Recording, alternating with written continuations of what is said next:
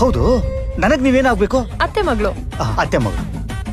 ಅತ್ತೆ ಮಗಳು ಮಾವನ್ ಮಗಳನ್ನ ಮದ್ವೆ ಆಗೋದು ನಮ್ ಕಡೆ ಏನೋ ಕಸ್ಟಮ್ ಅಂದ್ರೆ ಪದ್ಧತಿ, ನಾವಿದನ್ನ ಸಂಪ್ರದಾಯವಾಗಿ ನೋಡ್ಕೊಂಡು ಬಂದಿದ್ದೀವಿ.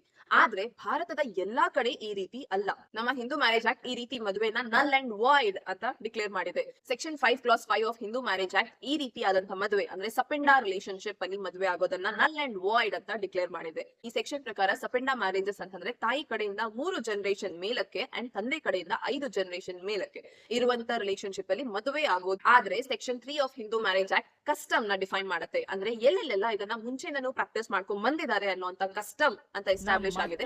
ಅವರು ಇದನ್ನ ಫಾಲೋ ಆಗಬಹುದು ಅಂಡ್ ಅವರಿಗೆ ಈ ಲಾ ಅನ್ವಯಿಸೋದಿಲ್ಲ. ರೀಸೆಂಟ್ ಆಗಿ ಡೆಲ್ಲಿ ಹೈಕೋರ್ಟ್ ಈ ರೀತಿ ಒಂದು ಸಪೆಂಡ ಮ್ಯಾರೇಜ್ ನ ನಲ್ ಅಂಡ್ ವಾಯ್ಡ್ ಅಂತ ಡಿಕ್ಲೇರ್ ಮಾಡುತ್ತೆ. ನರೇಶ್ ಬಬ್ಬರ್ ವರ್ಸಸ್ ಸೀಮಾ ಕೇಸಲ್ಲಿ. ಈ ಕೇಸಲ್ಲಿ ಹಸ್ಬೆಂಡ್ ನಾನು ಸಪೆಂಡ ರಿಲೇಶನ್ಶಿಪ್ ಅಲ್ಲಿ ಮದುವೆ ಆಗಿದ್ದೀನಿ, ಆದ್ರೆ ನಮ್ ಕಡೆ ಯಾವುದೇ ಕಸ್ಟಮ್ ಇಲ್ಲದೆ ಇರೋದ್ರ ಕಾರಣ ಈ ಸಪೆಂಡ ರಿಲೇಶನ್ಶಿಪ್ ನ ನಲ್ ಅಂಡ್ ವಾಯ್ಡ್ ಡಿಕ್ಲೇರ್ ಮಾಡಿ ಅಂತ ಕೇಳ್ಕೊಳ್ತಾರೆ. And Delhi high court